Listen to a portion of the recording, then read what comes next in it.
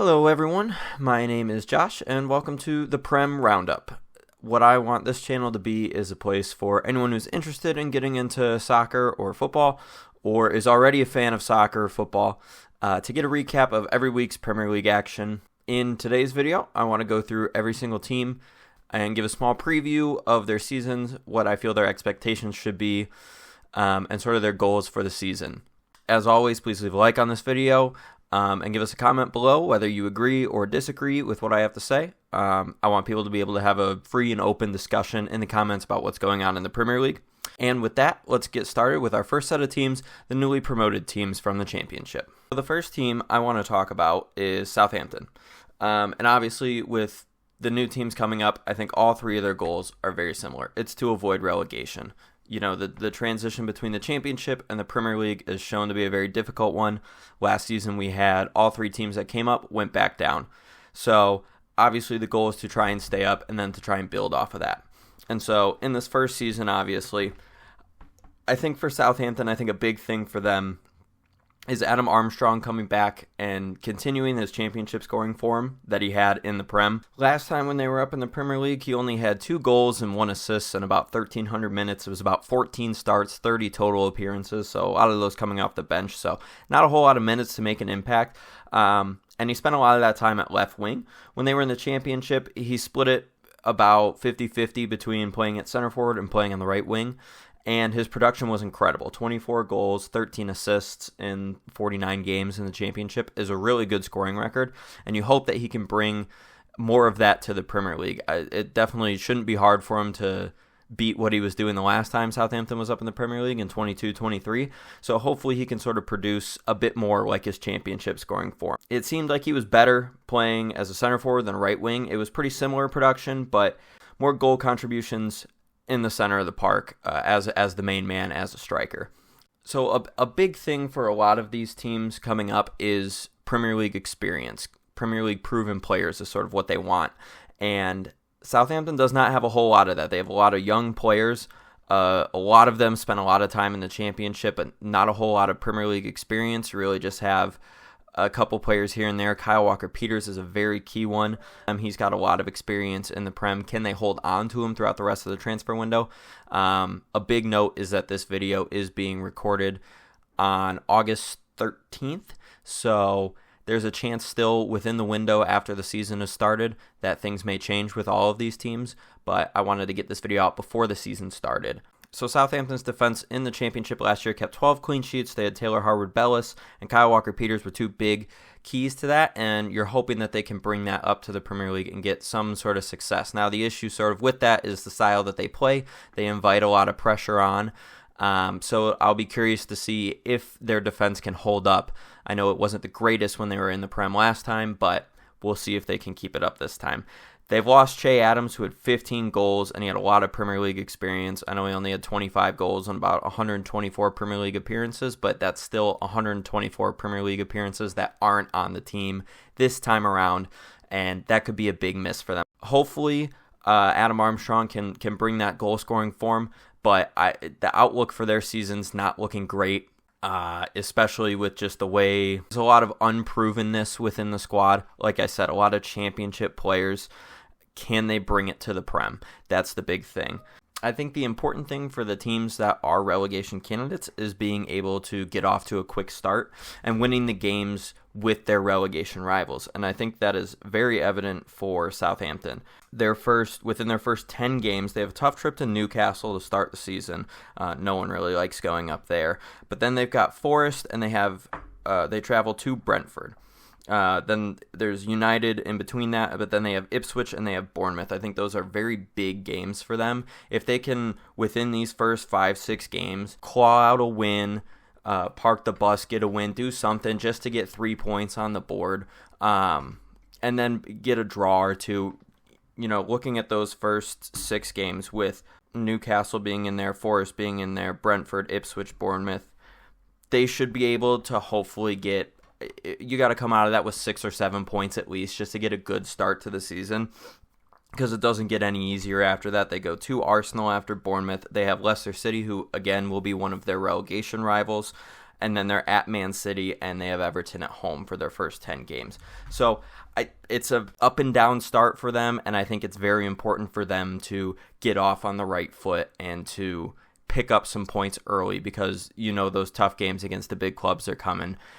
You got to hope that maybe you can steal one at home against maybe a United or a Chelsea, who are going to probably be in flux like they have been for the last couple seasons. The next team I want to discuss is Ipswich Town, another one of the teams coming up from the Championship. And obviously their goal is to just avoid relegation. That's the biggest key, trying to stay up. Now, Ipswich was the highest scoring team in the Championship last year, and I think that's very important for them when they get up to the Prem. Can they keep the goals flowing? They were able to hold on to Omari Hutchinson, who was really good on loan there last year, and they didn't have to pay an exorbitant amount for him. I believe it was like $23 million. With them having such a potent attack, you hope it can translate to the Prem. Leif Davis had 21 assists in the Championship, which is just crazy. I know it's a longer season than the Premier League, but still 21 assists in a season is ridiculous. They're bringing in a new goalkeeper, which is going to be interesting. How will they gel in their back line with him in terms of communication and everything? You got Broadhead and you have Chaplin back, so your top scorers from last year are back. Hopefully they can keep producing in the Premier League. I mean, that's the big thing. There's not a lot of Premier League experience on this team at all. It's sort of similar to Southampton. How can you translate your Championship success into the Premier League? You see it every year. It's tough for some of those Championship teams to come up and to be able to play the way they want to play and to be able to score how they were scoring in the Championship. It's a much tougher and harder division in the Premier League. A lot tougher. They did bring in Liam Delap from Man City, so obviously not as highly touted as Cole Palmer, but you kind of hope that he can have a similar effect that Palmer did when he went to Chelsea in terms of being able to bring some of that Man City magic, that real quality that they have, that they seem to be able to produce from their academy these days, and hopefully translate it into some goal-scoring success for Ipswich. They, like I said, they already brought their top scorers back, but having another is very important in the Premier League because it's a physical league. Players are going to go down, injuries are going to happen. Hopefully that can help them. Hopefully he can catch some form. They also brought in Jacob Greaves at center back just to solidify that back line even a little bit more. But again, there's not a whole lot of Premier League experience back there, and I worry about that. It's finding that right balance of being able to play the way you want to play, but also having to suffer for a little while and just pick up some points where you can. I think especially with these promotion squads, with the teams from the Championship, it's incredibly important for them to back their managers. So many times you see managers getting sacked early after 5, 6, 7 games when results aren't going well. I think with these teams especially, they have to just back the guy. They made sure that they held on to Kieran McKenna. It was important. A lot of clubs around Europe wanted him, and I think it's huge that they kept him. Can he keep them up? That's really the big thing, and that's their main goal, is to try and stay up, and it's not easy for them at all. Their first 10 games, I mean, they start out, they've got Liverpool at home, and then they go to Man City. You're probably not picking up points there unless you blitz Liverpool out the gate at home and you just ride the home field advantage. But after that, it does get a little bit easier. They've got Fulham, they go to Brighton and to Southampton, they get Villa at home, they go to West Ham, Everton at home, at Brentford, and then Leicester City. So a lot of their lower table relegation type battling teams within that, mixed in with some mid-table teams, and then obviously you have some bigger ones like Villa and City and Liverpool in there. But it's an opening 10 games where they should be able to pick up some points and get them into, those first 10 games carry them into November. You should be able to pick up some points that carry you into December when that schedule gets real crowded, real hectic, and hopefully you can sort of weather the storm then through that and get on the other side of December looking decent and hopefully outside of the drop zone, outside of the bottom 3. The next team we're going to look at is Leicester City. Again, their goal, avoid relegation. I've seen a lot of people online who are picking them to finish last place, and I'm not terribly surprised, I'll be honest. There's obviously this looming threat of financial fair play and a possible points deduction coming their way, which already isn't a great place to be at when you're coming back up to the Premier League. On top of that, they sold Shrewsbury Hall who was a big player for them, 12 goals, 14 assists for them last season in the championship, and he had big Premier League experience. They lost their manager. Maresca's at Chelsea now. How are you going to replace him? They got Steve Cooper. Is Steve Cooper really the guy to keep you up? That's really the big question. You know, he was able to keep Forest up that first season and then got sacked the next year. Not really the track record you want, I'll be honest. Especially because that first season at Forest, they were just they signed like 20 some odd players. It was ridiculous. Really, my big thing with this team, there's a lot of Premier League experience on here. It's about the same squad that went down just 2 years ago that's coming back up, apart from Maddison's not there anymore and Shrewsbury Hall. Those are the two real big ones. But really, the big thing is where the goal is going to come from. You know, Jamie Vardy's 37 at this point. Who's going to put the ball in the back of the net? Steffi Mavididi had 12 goals, 6 assists last year. Can he bring that to the Prem? It's not a great output. You know, he's still only 26, so there's time for that to grow and improve. But you're hoping for a little bit more production from somebody other than Jamie Vardy at this point. So the midfield concerns me. It's either really young or aging. I like Ndidi. Harry Winks has a lot of Premier League experience. Soumare coming in probably will help, but it feels like a lot of defensive midfielders, no one to really progress the ball, which is what worries me. Bringing in Cordova Reed from Fulham on the free, I think is good business. Fatawu from Sporting coming in. Hopefully he can hit the ground running, sort of make a big impact and help get the goal in the back of the net. They also have Daka, who has some Premier League experience, but I really worry about this team getting goals and being able to stay up, and especially if they get a points deduction from FFP, it's going to be pretty hard for them. Their first 10, it doesn't help them a whole lot. They start the season hosting Spurs, and then they go to Fulham. They've got Villa at home. They go to Palace, Everton at home, at Arsenal, Bournemouth at home, at Southampton, Nottingham Forest at home, and then at Ipswich. So they have a lot of games early doors against some of those teams that they're going to be fighting the relegation battle with. Ipswich, Forest, Southampton, possibly Bournemouth if they drop down that far. So there's a chance for them if they can pick up some really good results early on and sort of get themselves in the prime position. That would be ideal, but I just really don't see it with this squad. I think the defense is fine. I think they'll be pretty solid, but it's really it comes down to the attack, and I just don't see it there.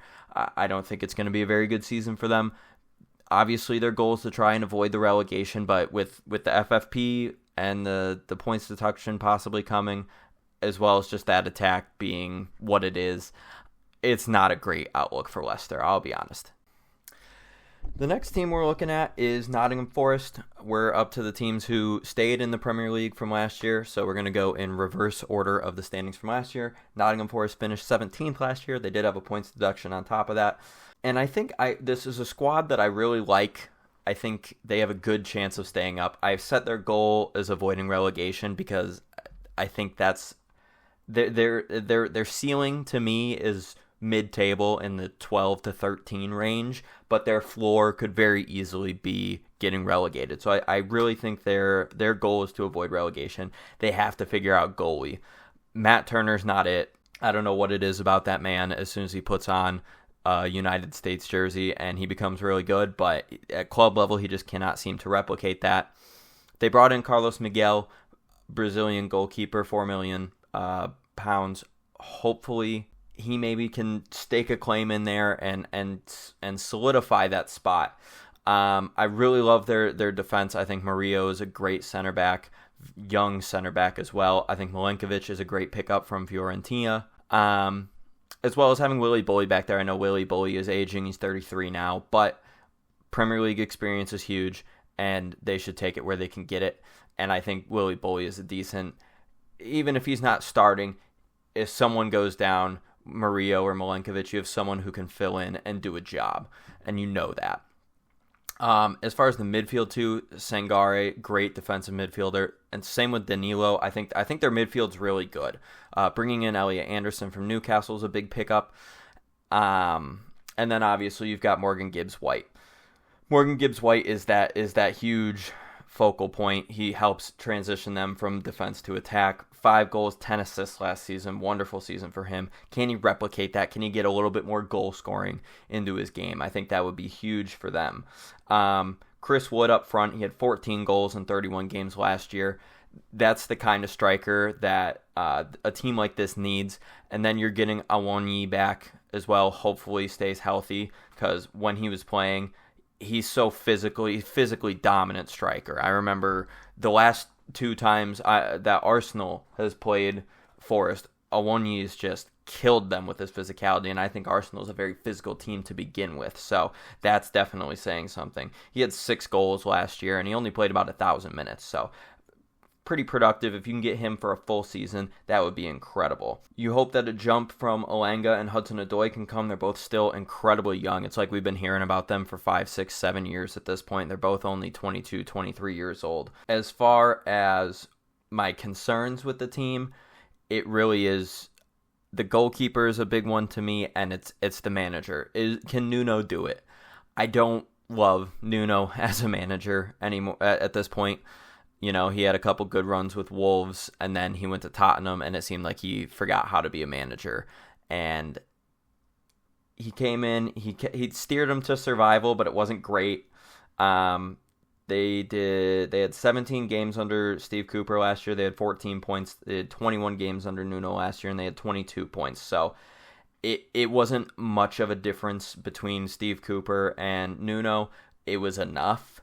And they seem to play a little bit better football, as the purists would say, than they did under Steve Cooper. But I still don't trust Nuno as a manager, and that's why I have their goal is just avoiding relegation. I think looking at this squad on paper, it very well could be a mid-table side with, like I said, a ceiling around 12, 13, even 10, 10th place. But the manager, it really all falls on the manager for me with this one.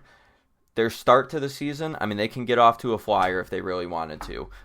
Their first 10, they start Bournemouth at home, at Southampton, and then they host Wolves. Then they go to Liverpool and to Brighton, Fulham at home, at Chelsea, Crystal Palace at home, at Leicester City, and then hosting West Ham.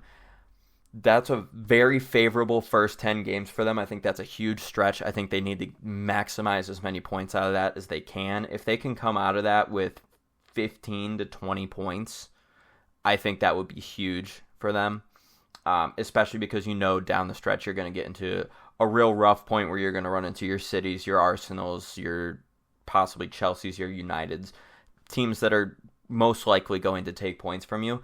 It's where can you get those points, especially from the Leicesters, the Southamptons, the Ipswich when they show up.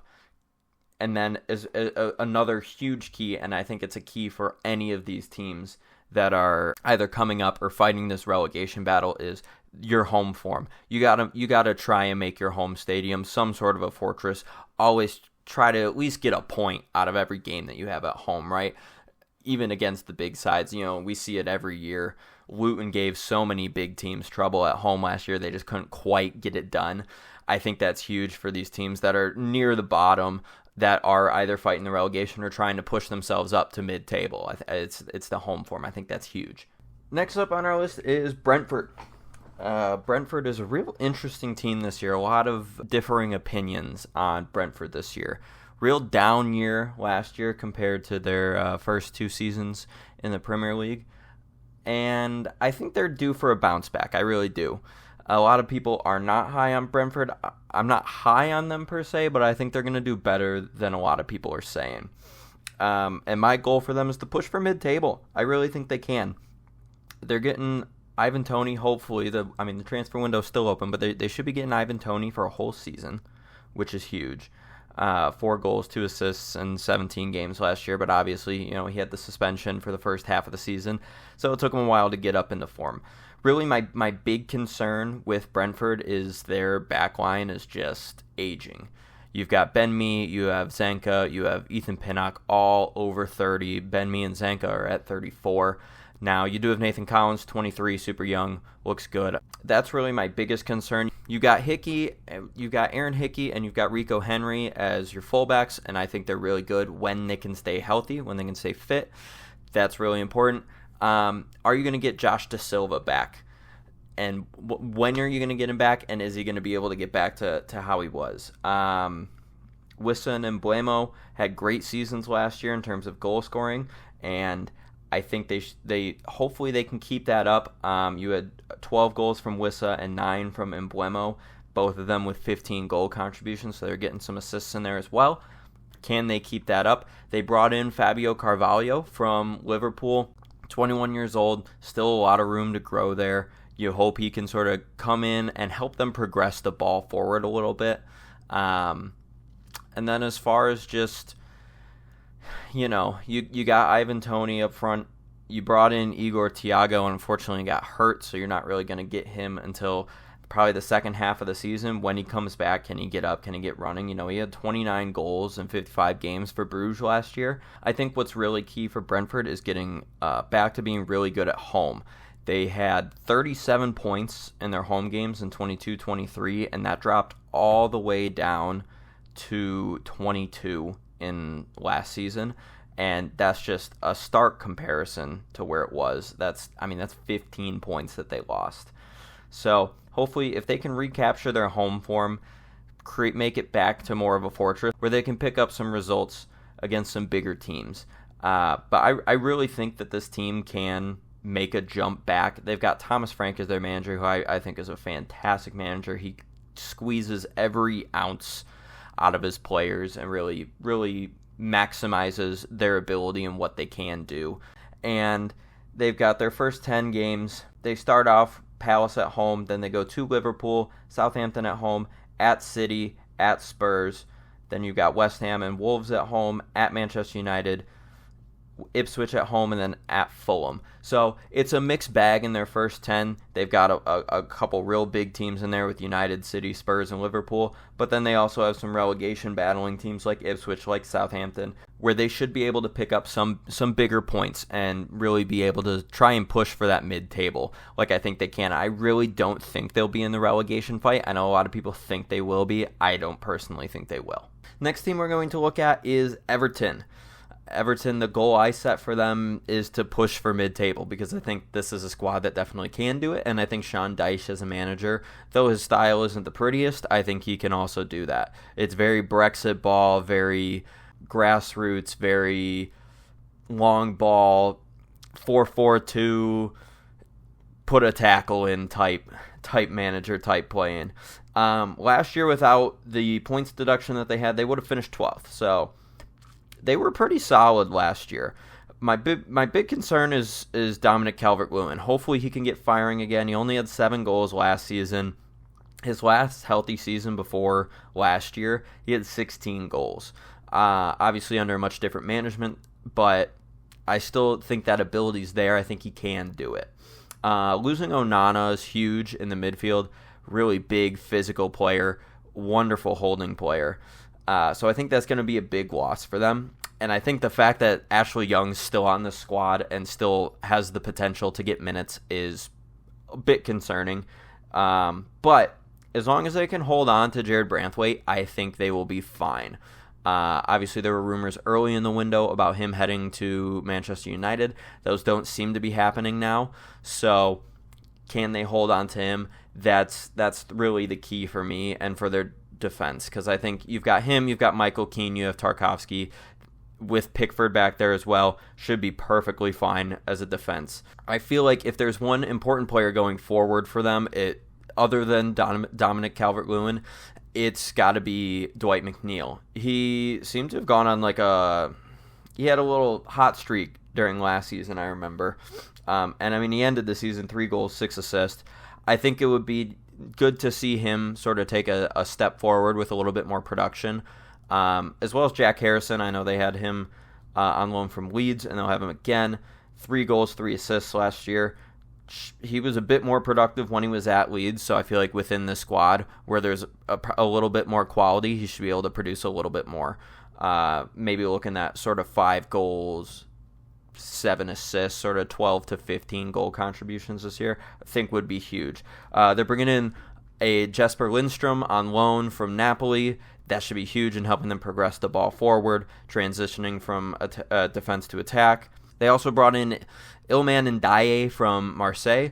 Maybe he pushes Calvert-Lewin to be better, or he just takes over that spot entirely. No one really knows yet, but hopefully they should be able to push for mid-table. And if they play sound enough defense, they might even be able to push for one of those Conference League spots closer to the bottom of the mid-table. So we'll see. A good outlook on Everton. I think they should have a pretty good season, especially if they stay out of some more financial troubles, which I don't think they will be. I haven't seen anything about that, but you never know with the PSR rules and the FFP rules. Their first 10 fixtures, they host Brighton, and then they go to Spurs. They host Bournemouth, then they go to Aston Villa, to Leicester City, host Crystal Palace and Newcastle before going to Ipswich, and then hosting Fulham, and then going to Southampton. So a lot of very favorable fixtures for them to start their season. There's one Big Six team in there, which is Spurs. Villa away will be tricky, but there's a world, especially because they have Newcastle at home there, and they have Fulham at home, there's a world where they could be sitting at 24 points in November and be in the top 6 in the Premier League. There's a very real possibility that could happen. So pretty high on Everton this year. I think they'll have a very good season. The next team we're going to look at is Wolverhampton Wanderers, Wolves. With Wolves, I had their goal written down as push for Europe when I originally took my notes for this, but that was before Pedro Neto got sold. And I'm going to lower my expectations for them now. I know Neto was a player who got hurt a lot, so that isn't necessarily a big impact on that, but I just think after taking a look back through the squad and looking at some other team squads, I think push for Europe is ambitious. I think Wolves have almost the complete opposite of what Nottingham Forest have. I think Forest has a wonderful squad, not a great manager. I think it's the opposite here at Wolves. I think the squad's okay, but they have a fantastic manager in Gary O'Neill. He's done a fantastic job not only at Wolves last season, but he did a great job at Bournemouth the year before in keeping them up, and I was really surprised when they let him go. Really big losses of Pedro Neto, who, even though he couldn't really stay fit, he had 11 goal contributions in those 20 games that he played last year. So he was an incredibly important attacking piece for them. And then they also sold Max Kilman. Say what you will, they got 47 million for Max Kilman. You have to take that money, especially when you're a club like Wolves. And they proved it time and time again. They've been up in the Prem now for 6-7 years, it feels like at this point, I think. But they just have that ability, that knack to find a player, just the next man up. And I think they'll be fine, but it's going to take them a bit of time to figure out who's going to replace those two players, Kilman and Neto. I think a big key to that is Hwang and Cunha staying healthy. They both had 12 goals last season. They were phenomenal when they were healthy, but when they weren't in the side, there was a clear drop-off of form, especially goal scoring. I think central defense is a big concern for me, especially with Kilman leaving. You have Craig Dawson still on the roster, or on the squad, 34 years old. He probably shouldn't really be getting minutes anymore. I think your fullbacks are good. Aiton Nori's really good, and Semedo, though aging, still really good. A lot of experience there, and you have Matt Doherty on the back of that as well. Lamina in the midfield should be good, as well as they brought in Tommy Doyle from City, another young City player leaving. Maybe he can sprout. Maybe he can become a bit of a force there in the midfield for them. Really, going forward, like I said, you have Cunha and you have Hwang.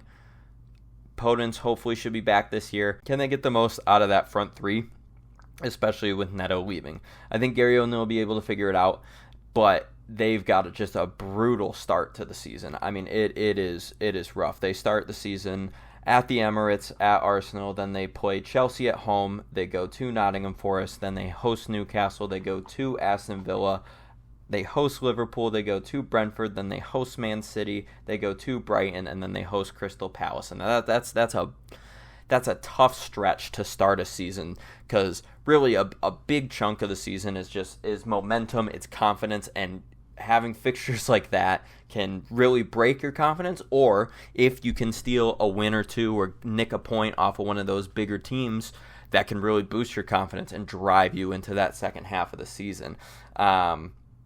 Those games against Forest and Brentford and Brighton and Palace are huge.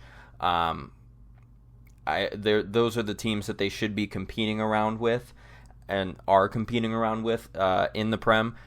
You hope that they can get points out of there. That's really where they're going to have to pull them from, I think, at the beginning of the season, because Arsenal, Chelsea, Villa, Liverpool, City, 5 of your first 10 fixtures is tough. That's incredibly tough.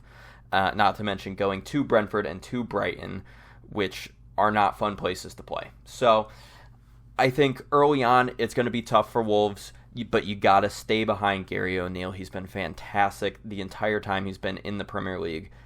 Back the manager, and he should be able to guide you through it, I think.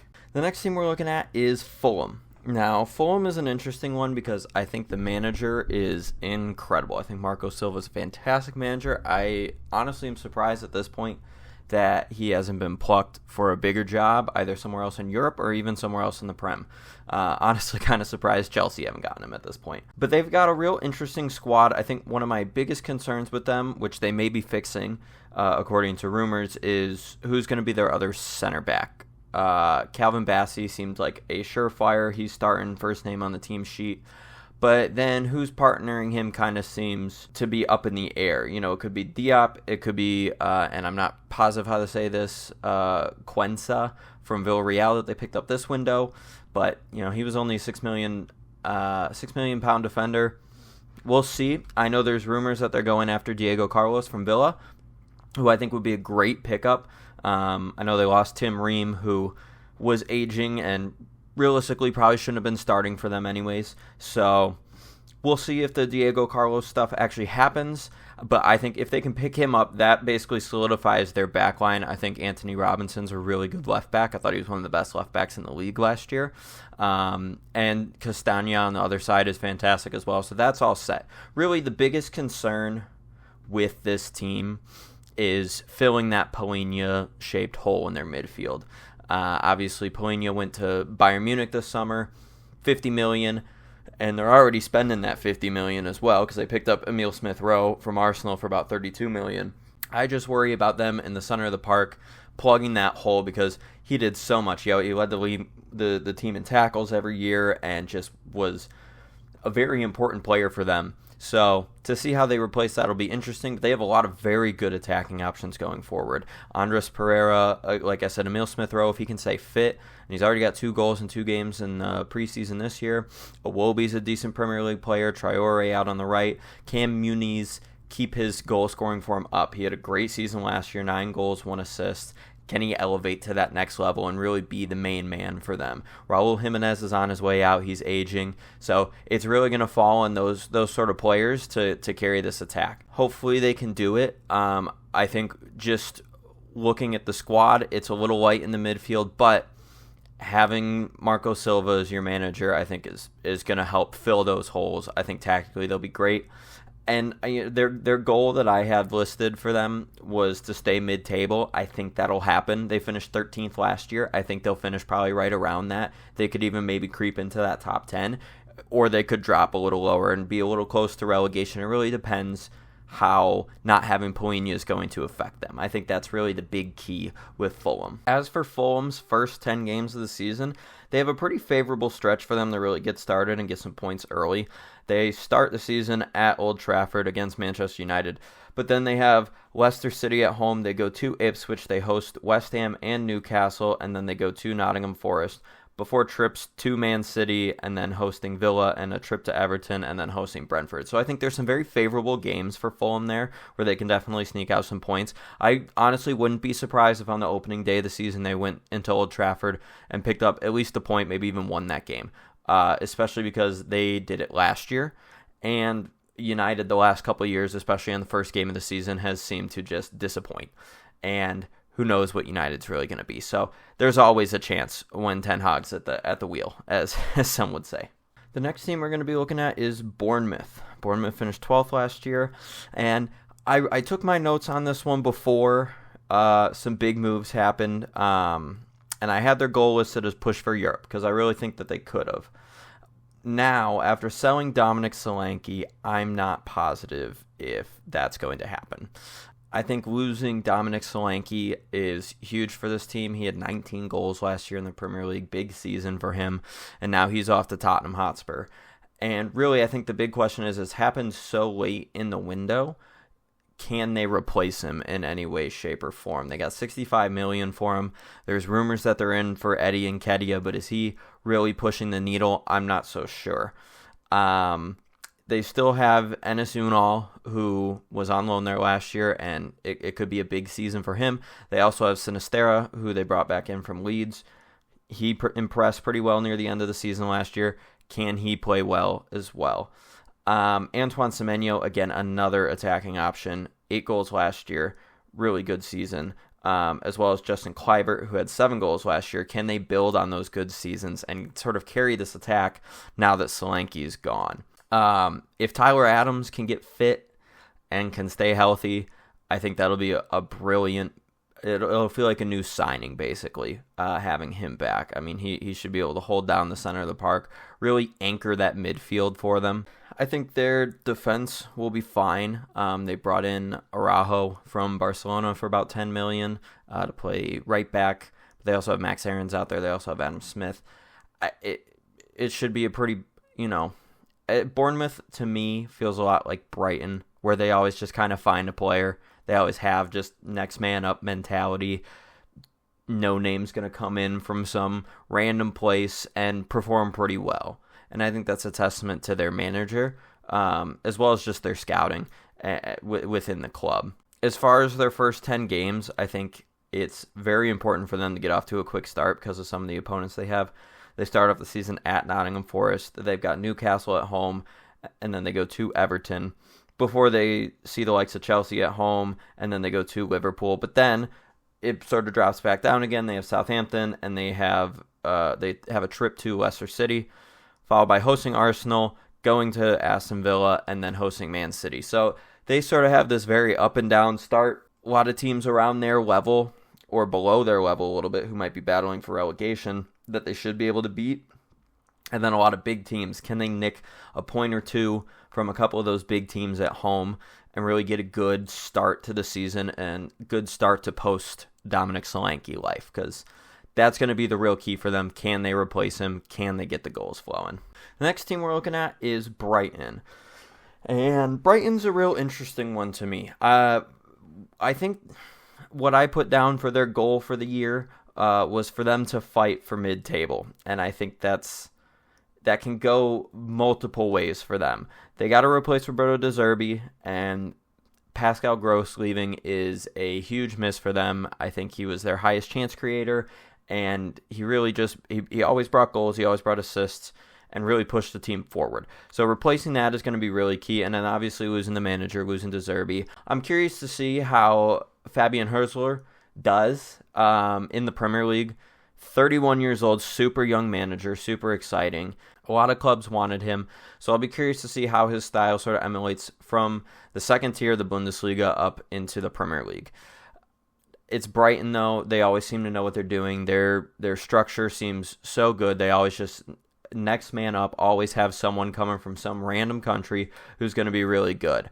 Hopefully Enciso can come back this year and have sort of a bounce back year. I know that was very injury-filled season last year. Hopefully Matoma can make a bounce back as well. Same with Evan Ferguson. There was a lot of expectations on Evan Ferguson. He had a lot of rumored moves to very big clubs, and he didn't really live up to that last year. He only had 6 goals. And then as well as João Pedro going up front. He had 9 goals last season. Can he step up and make an improvement on that? They still got Danny Welbeck as a depth piece. Danny Welbeck seems like he can never just go away. And I think it's really important. Solly March needs to come back and have a good season. I know he was hurt last year. He hit 30 this year as well. But before he got hurt, 3 goals and 1 assist in the 7 games they did play. Like, he was very important player for them, and he's one that's been there for a while as well. As far as their defense, I thought Van Heck was really good last year, and Lewis Dunk is always consistent, though he's starting to get on the older side. I think this team can go multiple ways. I think they'll probably be around mid-table, but they could easily push for some of those European spots, or they could fall off a little bit and sort of be close to the relegation battle, but I think the squad's too good to really be in that relegation battle. A key for me, though, before the window closes, there are rumors that Billy Gilmour is going to leave and head to Napoli, which I think would be a big loss for them in the middle of the park. But they've got Baleba, who can also play that position. They just lost Caicedo at the beginning of last season, and they were able to fill it pretty fine. So, like I said earlier, it's Brighton. It's always the next man up.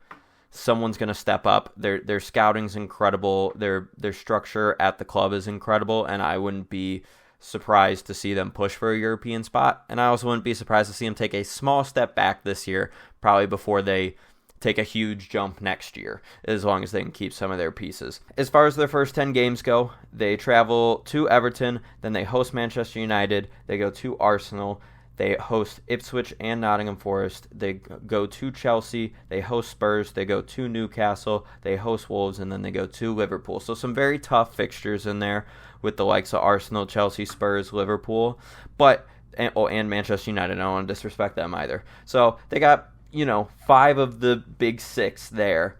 But then there are other ones outside of the Newcastle game. All should be pretty winnable games for them, I feel like. Even Everton on the road at the beginning of the season, that should be a pretty winnable game. I feel like once they come out of those first 10, they should be in probably the 12 to 18 point range, hopefully, for them. And I think that would be a really good start to the season for them. The next team we're looking at is Crystal Palace, and I think Crystal Palace this year is very interesting. It really depends on how their summer ends.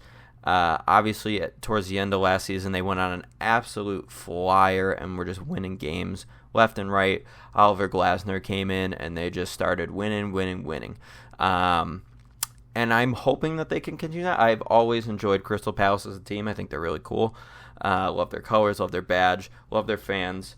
It just seems like a wonderful club, and they've been a mainstay in the Premier League since I've been watching. My biggest concern with them is keeping their squad together. What I have listed for their goal is to push for Europe, and I think that only happens if they can keep their key players. There's rumors that Mark Gahey's out to Newcastle. There's rumors about Joachim Andersen leaving. There's rumors about Eberechi Eze leaving. So really, if they can hold on to those 3 pieces, I think they're really set up for a really good run in the Premier League this year, either maybe a deep cup run or pushing for one of those European spots. Dean Henderson seems like he's going to take over in goal because Sam Johnstone wants to leave. And obviously, there's a big missing piece out on their right with Michael Olise going to Bayern Munich. He was incredibly, as much as he was hurt, he was incredibly productive. 10 goals, 6 assists last year in 19 games, which is really good production. I think this team is really solid. Tyreek Mitchell at left back, really like him. You got Chris Richards, Joaquin Anderson, and Mark Gahey, all Premier League quality center backs. Obviously, Mark Gahey a little bit better than that, since it's rumored for 60, 70, 80 million for him to go to Newcastle, and he had a fantastic European Championship. I thought he looked really good. The midfield does concern me a little bit. Hopefully Adam Wharton can keep his form up and play really well. And the defensive midfield, they always have Doucouré there as well. They picked up Kamada as an attacking midfielder from Lazio. Hopefully he can be there and help in case Eze leaves, but they still have Eze, obviously. And then going forward, they picked up Ismaila Sarr from Marseille. Hopefully he can reproduce some of that magic that Michael Olise did, but that's a tough ask because Olise, like I said, incredible while he was there. Jean-Philippe Mateta is another huge piece to this. He was on a flyer near the end of last season. He ended with 16 goals.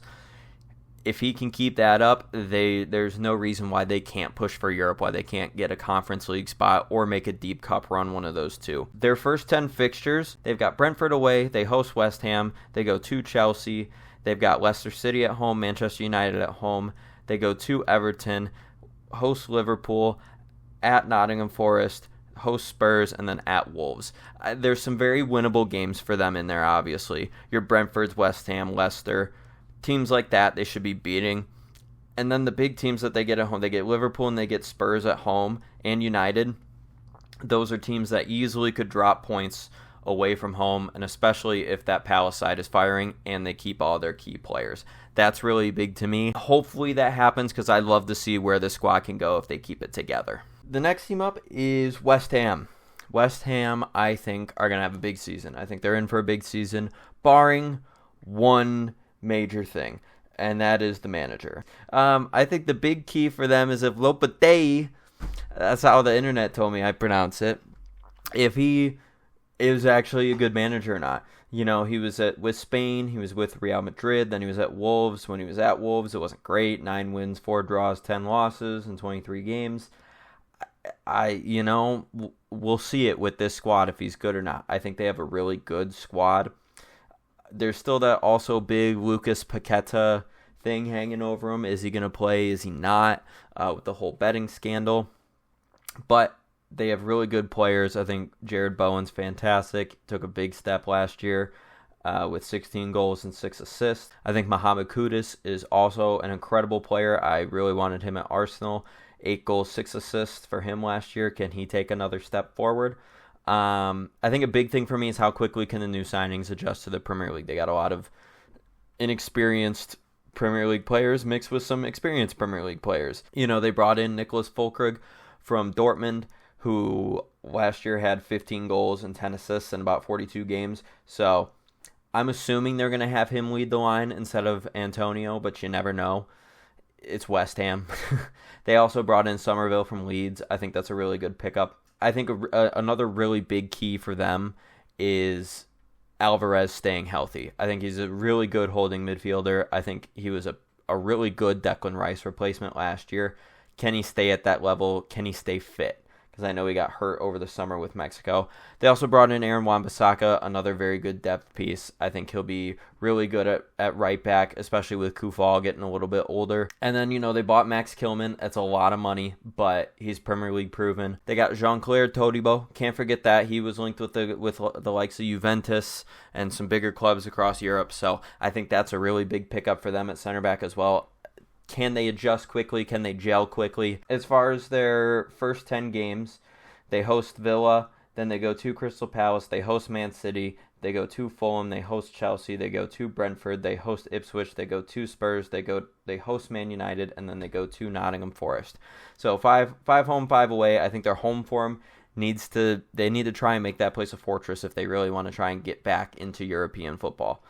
There's some mixed bag games in there. Obviously, you got a couple big clubs in there with Spurs, United, Chelsea, and City, and Villa as well. So 5 really tough games there in those first 10. But you've also got Nottingham Forest, you've got Ipswich, you have Brentford, you have Fulham, you have Palace.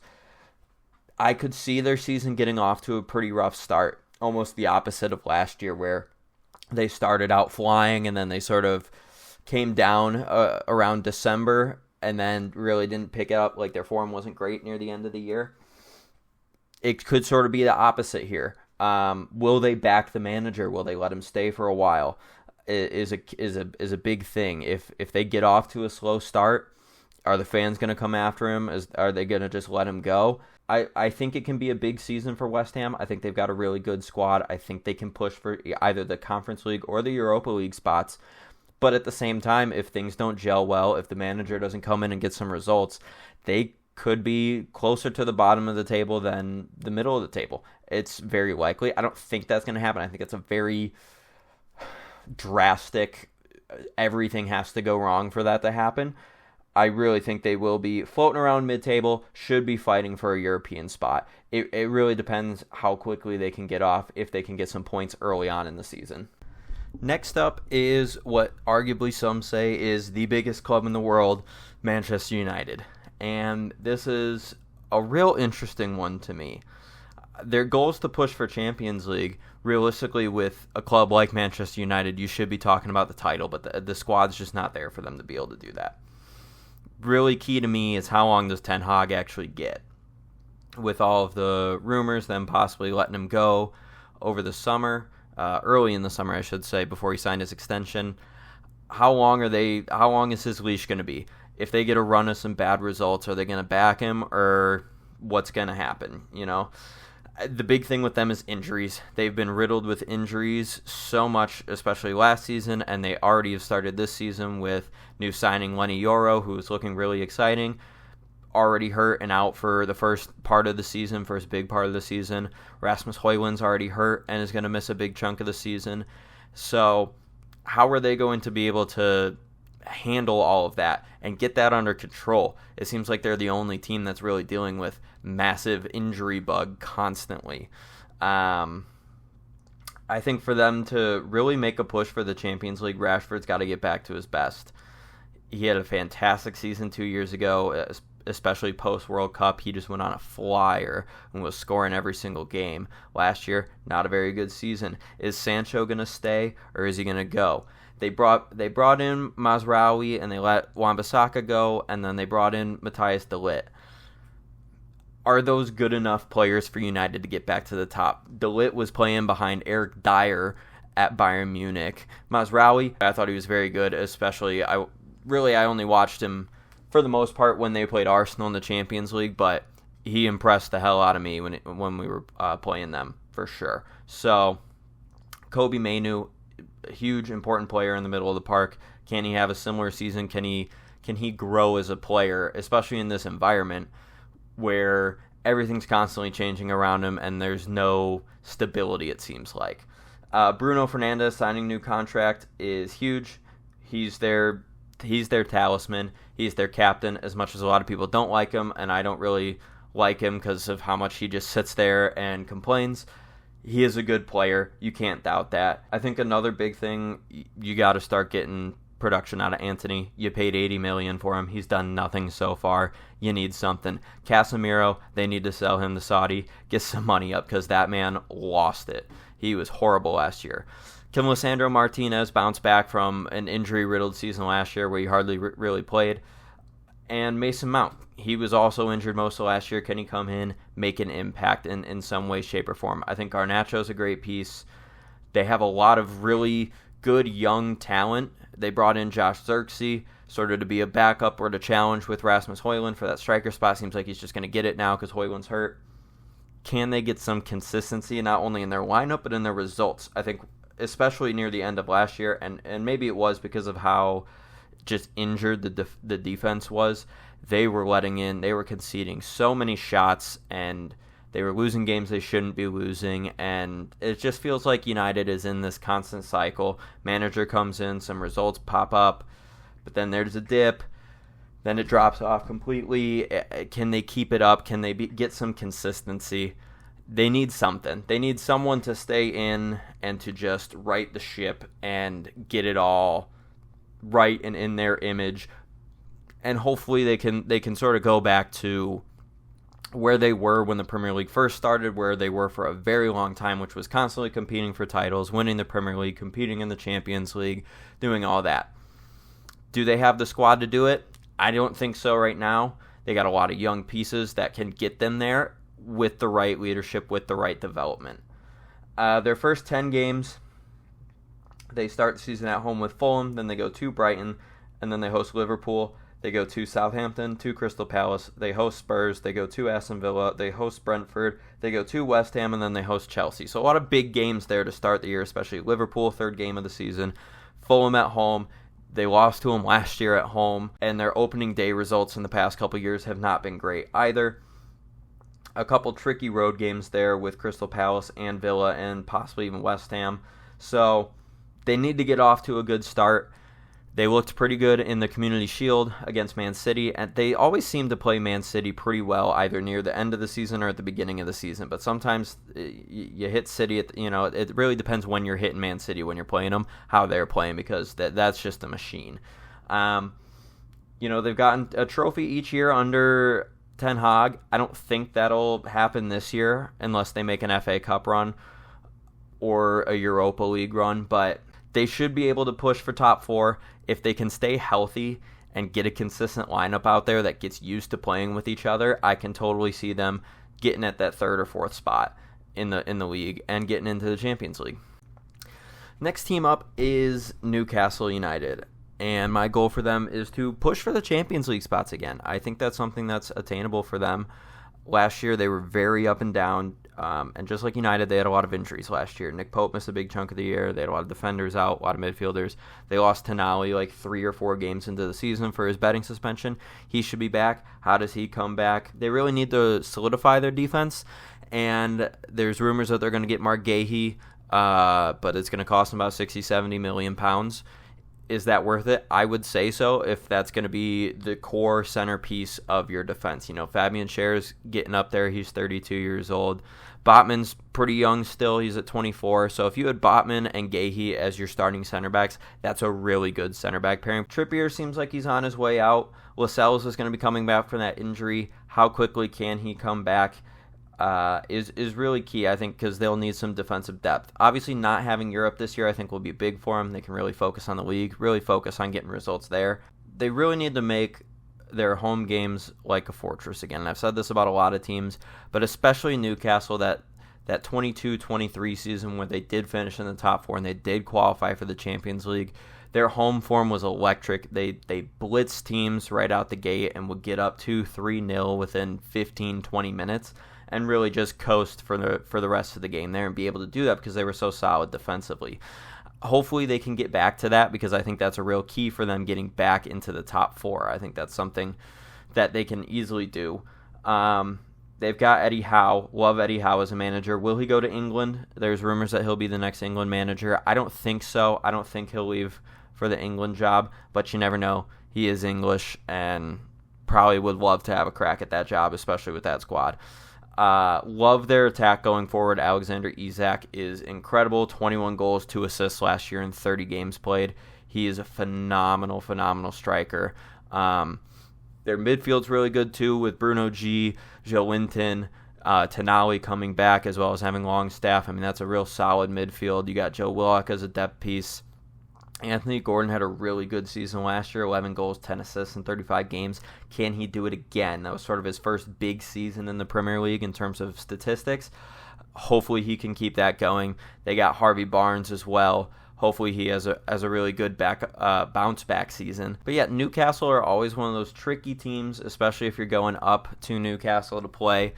They play a very tough physical brand of football, and they can easily make top 4, I think. I don't think that's out of the stretch for them. I wouldn't be surprised if they maybe... I think they'll finish in a European spot for sure. Which one? I'm not positive. There's a lot of really good teams this year, so finishing in those Champions Leagues spot is going to be tough, but I think they have the quality to be able to do it. They showed that 2 years ago. Hopefully, with some more consistency, less injuries this year, they should be able to push for that again. Their first 10... They got Southampton at home to start the season. They go to Bournemouth. They host Spurs. They go to Wolves and to Fulham. Then they host Man City. They go to Everton, host Brighton, to Chelsea, and then they host Arsenal. Some tough games at first with the likes of Arsenal, Chelsea, City, and Spurs. Some mixed bag opponents in there. You got your Bournemouths, Wolves, Fulham, Everton, Brighton. So some tricky fixtures for them to start their season, but if they can really get off to a flyer, really get some confidence building, get some form going, I think they could be a real force for those Champions League spots this year. The next team on our list is Chelsea, and where to begin with this team? It's honestly, it's getting ridiculous at this point. It feels like every week they're buying a couple players. They were supposed to be getting rid of Conor Gallagher to Atletico Madrid. Now that deal almost seems like it's off. I mean, Fabrizio says it's still on, but who knows if it's actually still going to be on. They're talking about João Felix maybe coming the other way so that the Gallagher deal can happen. Who really knows? But they've just spent so much money over these last couple of years. They brought in so many different players. I don't know how you can even try to begin to think where your starting lineup's going to be with how many players there are at this club currently. You got a new manager coming in, Enzo Maresca, who, let's be honest, in preseason, it hasn't looked good. It hasn't looked that good. And he's very stubborn in his ways. He wants to play his way. With all of those players, I mean, I would not be surprised if he was the first manager sacked because that's the reputation they have at this point. I saw figure the other day, they've gone through 6 managers in the last 2 years. That's just ridiculous. That's not how things should be done. I know Chelsea sort of have a history of doing that, but a club of their pedigree should not be influx like this much. And a lot of that's probably down to the new ownership, but still at the end of the day, it feels like the money they're throwing around at certain players, it just doesn't really seem to make sense. $60 million for Pedro Neto.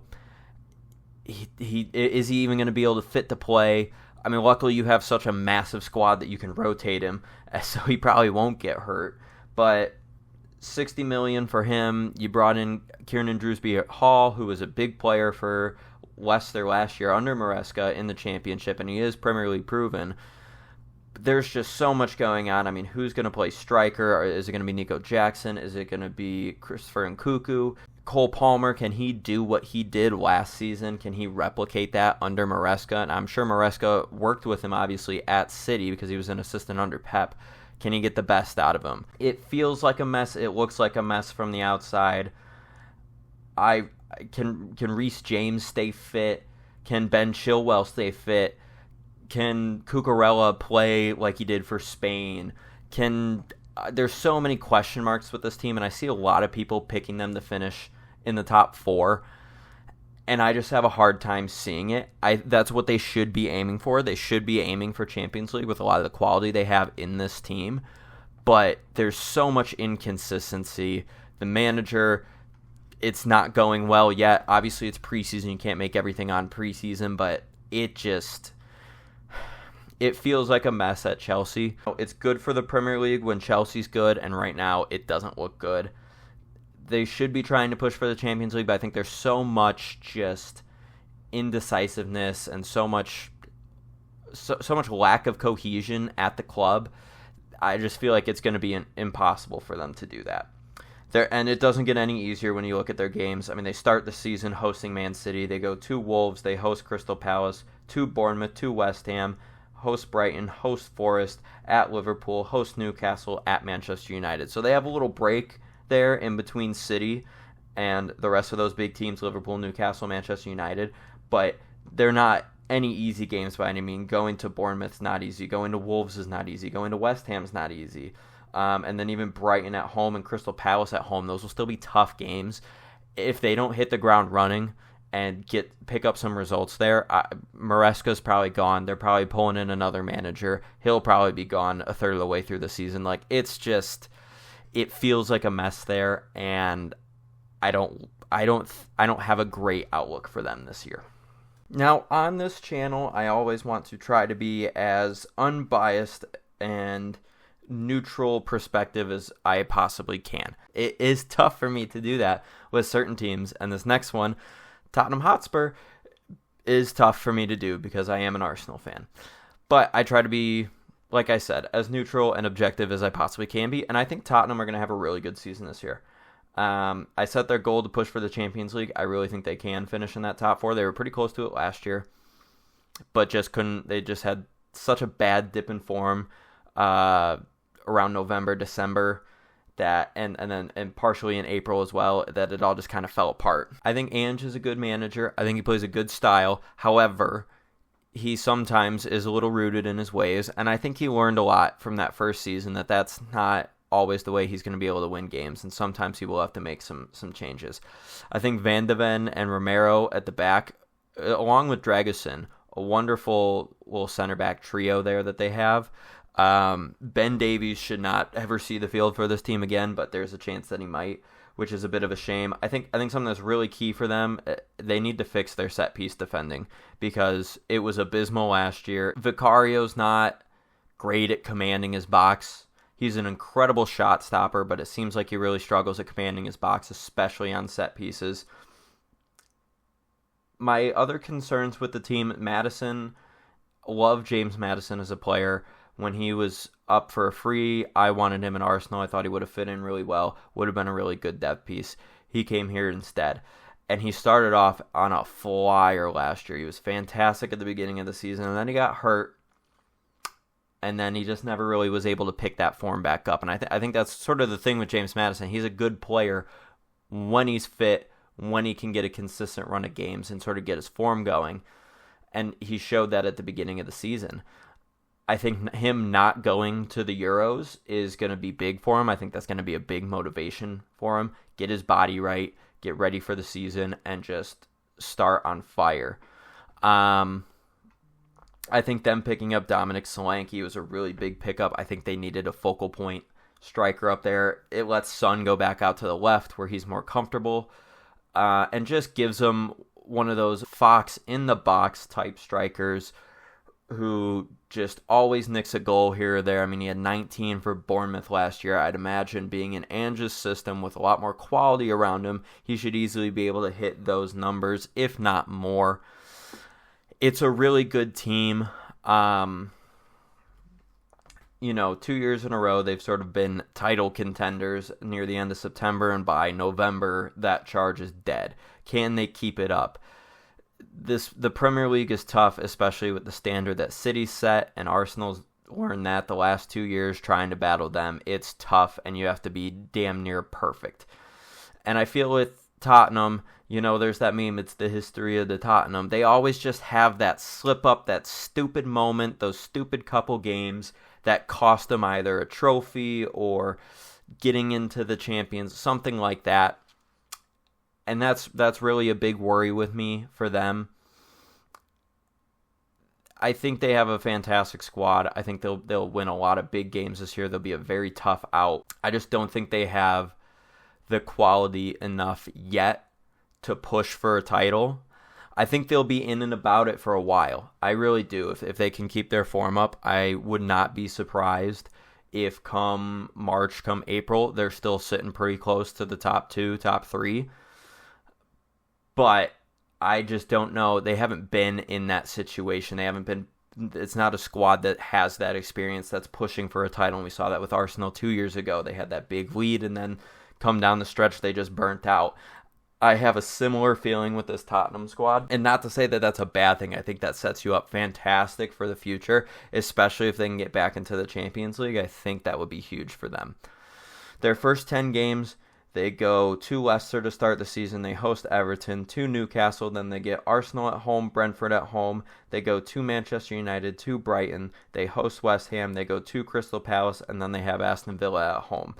So a real mixed bag of games to start the season. I think it's a set of games where they can really get off to a good start, especially starting at Leicester, a relegation contending team. Everton at home, like Tottenham Stadium, they really should not be losing at home very often. It's a beautiful stadium, and they have a wonderful home crowd. I don't think they should really be losing many games there. Them getting the Arsenal game there early in the season, I think, is big, especially because based off last season, Arsenal started pretty slow. Even though they had a pretty good preseason, they started pretty slow in the league. They were sort of slow, and we saw it the first time these two teams played last year in that 2-2 draw at the Emirates. Arsenal sort of dominated that game. They still had that mistake or two in them, and they let Tottenham draw that game. I think they really can make a good push here for the Champions League and be in the title talk for a while. Will it happen? I don't think so. Not yet. I think it's like a year too early for them. But fantastic team, fantastic squad, fantastic manager. I think the future is incredibly bright for them. Okay, and now we're into last season's top 4, starting with Aston Villa. Now, I set Aston Villa their goal just to stay in Europe. And not with their Champions League campaign. I mean to qualify for some European football next year. I think them being in the Champions League, I think that's going to be a tough ask for them. I think it's going to be a bit more demanding on the squad than obviously their Conference League run last year. And I think that's going to show its impact in the league. I think there's probably going to be a drop-off. They have a very good home field advantage. It's a very tough place to go and play. And I think that's going to serve them well in the league, especially as they're going through the Champions League. Maybe you get some easier teams that would give you a challenge, but because you're at home, you got the crowd behind you, you should be able to get through it. They gave Unai Emery the money, and they said, you go and spend it, pal.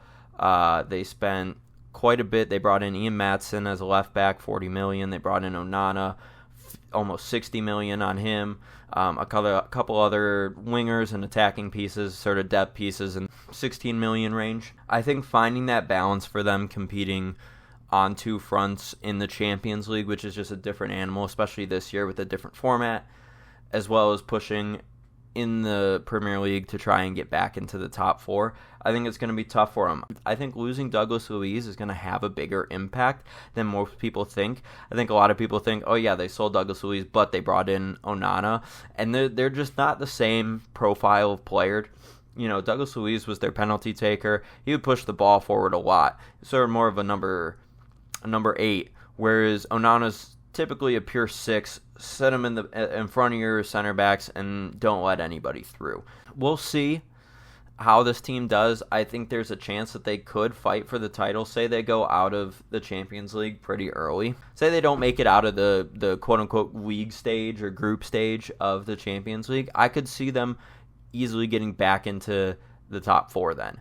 It really depends sort of how their European campaign goes as to how their Premier League campaign is going to go.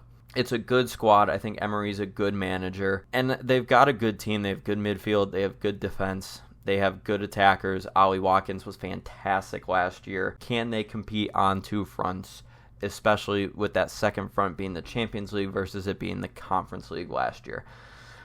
We'll see. Their first 10 games, they start the season at West Ham. Then they host Arsenal, at Leicester City. Then they host Everton and Wolves. They're at Ipswich. Then they host United. Then they're at Fulham, they host Bournemouth, and then they're at Spurs. So a mixed bag within that first 10 fixtures. A lot of tough opponents, Spurs, United, Arsenal. But then you also have some easier ones. You have your Leicester City, you have your Ipswich. So they should be able to hopefully get off to a fast start in the season. That Arsenal game, second match week, that's going to be a big game. Same with that Spurs game later on. That's first week of November. Because those are 2 teams I think are going to be right around the same place in the season, and they're going to be fighting each other for those last couple Champions League spots. So overall, I wouldn't be surprised if Villa took a step back this year compared to last year, but they have the ability to go and easily finish in the top 4 for those Champions League spots. Next team up on our list is Liverpool, and I set for their goal to fight for a title. I mean, this is still relatively the exact same squad they had last year that was in the lead up until about March, April, and then it sort of fell apart. And obviously the big thing is Arne Slot coming in, new manager. You lose Jurgen Klopp. How does Arne Slot adjust to the Prem? So far through preseason, they've looked really good. Mo Salah's firing just like he was before. I mean, he's always going to be dangerous, isn't he? Luis Diaz, hoping that he can sort of get a bit more consistency to his game. He had 8 goals, 5 assists in 37 games last year, and feels like a very hot and cold player. If he's hot, he's hot. Absolutely fantastic, brilliant on the ball, providing goals, providing assists. But then when he's not, he just doesn't feel like he impacts games at all. I think the defense is really good for Liverpool. Obviously, you have Virgil van Dijk back there, still one of the best in the world. I really think they should play Konate with him. I think those 2 together are just physical monsters, and it's really hard for anybody to get past that. Obviously, out wide, you got Trent, you got Andy Robertson. Tsimikas is a good backup, and Connor Bradley was fantastic last year in backup duty, mop-up duty when Trent was hurt. So they're really deep. They're really deep at defense. I think once you go into their midfield, it really their quest to get a holding midfielder just continues. They wanted Zubimendi, didn't get him.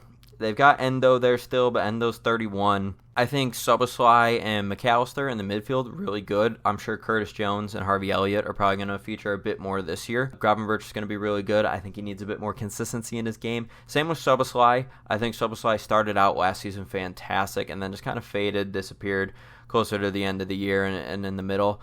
Cody Gakpo, I think, is a big player for them this year. Can he carry his Euros for him into club? Because I feel like he still hasn't really showed it yet there. But he was really good for the Netherlands during the Euros. I think having Diogo Jota back for an entire season, as long as he can stay healthy, is really good. Obviously, you got Mo Salah. And then it's Darwin Núñez. I think that's really the big key. Can he get firing? Can he start finishing better? I mean, he missed the most big chances in the league last year. He can be, on his day, a very good striker, but he's just so inconsistent with his finishing, and sometimes he loses his head, too. So he's got to get that out of his game. I think if you can get that consistency from Núñez, I think they'll have a very good season. I think they can fight for the title. Can they get all the way? I don't know.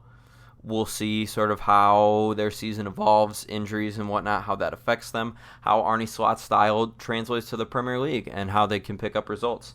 Their first 10 games, they start the season at Ipswich, and then they go to Brentford, they go to United, then they host Forest, they host Bournemouth, then they go to Wolves, to Crystal Palace, they host Chelsea, they go to Arsenal, and they host Brighton. So their first 2 fixtures are good to really get them up and running, going to Ipswich and then hosting Brentford. That United game's going to be tricky. Any game at Old Trafford typically is tricky. Going to Arsenal later in that, also going to be tricky, but they should be able to pick up some points pretty early and sort of start to make a title charge. I think how their season starts really is going to determine where they're going to end up finishing this year. If they come out and start a bit slow, probably looking to be fighting for the Champions League spots. But if they come out flying, have a good start to the season, I can definitely see them pushing for the title well into April, well into even possibly May, possibly even winning it. They've got a really good squad. It's just how can they compete with City now at this point. The next team up on our list is my beloved Arsenal Football Club. Now, like I said earlier, I am trying to be as objective and neutral as possible, and I'm going to try and do that with my own team as well. Obviously, that's hard to do for any fan, but I'm going to try my best. Now, with Arsenal, I love this team. I think defensively they are sound as anybody in the league. Saliba, Gabriel, adding in Calafiori, Ben White's fantastic. And then you've got Jurrien Timber coming back, who's basically going to feel like a new signing as well. And then David Raya in goal. I think that whole unit together is going to probably be better than they were last year, because last year they still had some silly goals that they let up. Hopefully this year they just get rid of those. It's really for them, the big question is, can they get over the City hump? Do they need to buy the striker? And it's a tough one because I think, Havertz showed at the end of the year he hit some incredible form, but also this year in preseason he's looking pretty good as that left-sided 8.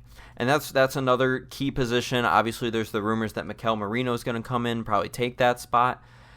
I think that left-sided 8 is a big talking point for this team. Whether you're going to play Rice at the 6 and have somebody else play the 8, or if you're going to have Rice play the 8 and have somebody else play the 6. And they don't really, I think, have the profile of player. Obviously, Jorginho can do a job, but I don't think for an entire season that's who you want starting at your 6 and having Rice play at the 8. So how they handle that situation, and then, like I said, the striker situation. Can Gabriel Jesus come back and have a good season? Can Havertz keep up the form that he had last year near the end of the season and do that for an entire season? No one really knows. I think Eddie Nketiah is going to be out the door. Can Gabriel Martinelli get back to that 22-23 form where he was incredible? I'm hoping Calafiori coming into the squad and also Jurrien Timber being in the squad can help that left side sort of get some more production and free up the right side, which even with everybody knowing basically every attack was going down the right side last year, they still produced like crazy. Saka still had 16 goals. Odegaard had a fantastic second half of the season. So I think they really just need to piece it all together and just put it together for one full season. 22-23, they came out flying, and even after the World Cup, they were really good, and then they died about April. And then now this past season, they started out a bit slower, and they had that rough patch in December, and then from then on, they were almost flawless, just losing that Villa game and then drawing at City. So I worry about the midfield depth. Thomas Partey doesn't really seem like he has the legs under him anymore to really do that job. And I was hoping they could cash in on him this summer, but it doesn't seem like that's going to happen. Jorginho's 32. He's not getting any younger. So you're almost sort of pigeonholed into Declan Rice having to play the 6. And so with that, it's who are you going to bring in to play the 8? Is Fabio Vieira going to step up? Do you move Martin Odegaard to the 8 and let Fabio Vieira play the Odegaard position, the number 10? Who's going to be the main striker? Are they still going to get someone in the window? That's the thing with all these teams. The transfer window's still open. Things can happen. Teams can change. Injuries can happen. I love Arteta as a manager. I think he's great. Like I said, their goal should be to push for the title. They're pushing City again for the 3rd straight year. Hopefully they can get over the hump this year. It's going to be tough. You got to be damn near perfect when you're going up against that City machine. And I still worry about going forward. I know they scored the most goals in the league last year, or the most goals they've ever scored in the league. But without having a pure out-and-out striker, I think it's going to be tough. Maybe one of the people on the squad can already do it. Maybe they bring someone in. I'm not sure. Their first 10 matches, it's tough. They start the season with Wolves at home, then they go to Villa, they host Brighton, then they go to Spurs and to City back-to-back. Leicester City at home, Southampton at home, at Bournemouth, Liverpool at home, at Newcastle. That first 5-game stretch, particularly the Villa, Spurs, and City games, are going to be tough. Brighton obviously it's kind of been a bogey team for them in the past. They've struggled with them. But I think they kind of vanquished that last season. And then Wolves isn't going to be any easier on the first day. Luckily, you're at home, but at Villa, tough place to play. They struggled with Villa last year. At Spurs at home are hard to beat, and they played Arsenal again really well, especially in that second game at the end of the season. I know they were down 3-0, but they were dominating the possession. They had a lot of the play there. And I think just if they didn't have some silly mistakes, that was going to be a completely different game. And then obviously at City, at the Etihad, Arsenal does not have a good history there. Obviously they went and got a draw last year, but they sort of played for that draw. Can you come out? Can you go and beat? I think that'll be the big one. If they can go to the Etihad and beat City and just show, hey, we're here, we're for real, we can go to your house and beat you, I think that sets the precedent for the season. So we'll see how they get on. It's going to be tough, especially with that start, but their goal should be the title. And now we're here for the final team, Manchester City, the reigning champions 4 times in a row, 5 of the last 6, and looking to go for 5 in a row. That's their goal for the year. It's their goal every year. Pep's created a machine, and he's really turned the Premier League into a farmers league in a way. I think for them, I think a big key for City is finding the motivation to go, dig in, go through another season, do it all again. Arsenal pushed them to the last day last year. They pushed them really far into the season the year before. And before that, it was Liverpool pushing them. And it's just finding that motivation to get up and go again. I think losing Julian Alvarez is big, but I think it's replaceable. They brought in Savinho, who will help with their depth for sure. He can play a bit more out wide than Alvarez could. And I think that's key because when some of their wide players were down last year, it just didn't look as fluid, as good. Will Doku take a big step forward? He had 3 goals, 9 assists last year in 29 games played, and I know a lot of those assists came in one game. Can he sort of take that second-year Pep jump that a lot of players took, that Rodri took, that Grealish took? And especially Grealish, can he bounce back from a real injury-riddled season where he hardly played, and when he did, he didn't look great? It sort of feels almost like this is Kevin De Bruyne's last ride. The exit rumors have been here now for about 2 or 3 summers, and it really just feels like the end of his City career is coming. And I mean, listen, the dude's accomplished everything there. He's a club legend. He's one of the best midfielders the Premier League's ever seen. So it sort of feels like he's on his way out. Obviously, you got Erling Haaland. He's going to score 20-plus goals. That's almost guaranteed unless he gets really hurt. My big thing is Phil Foden. He won Player of the Year last year. Had an incredible season, but can he do it against the big clubs? I feel like that was sort of the big knock on him, especially when they were debating who Player of the Year was going to be.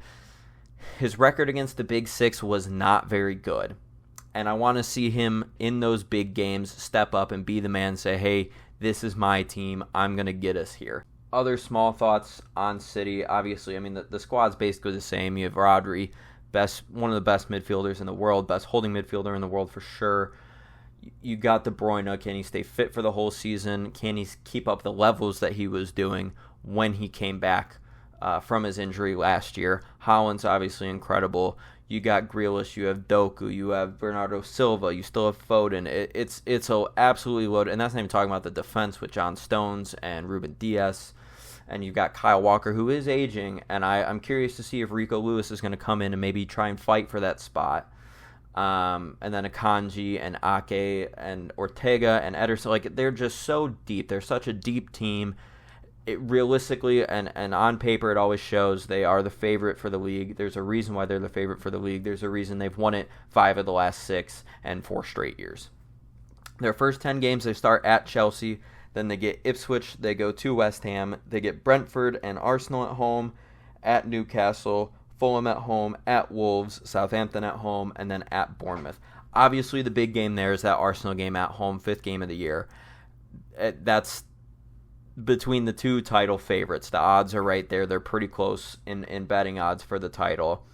But, City tend to be slow starters and then really pick it up post, December and just go on these massive runs where they hardly drop points. And I think it's important for them this year to almost have the opposite. They need to start quickly, and they need to make sure that they're ready for that Arsenal game week 5, or match week 5, I should say. And also just to not drop silly points to teams that they shouldn't be dropping.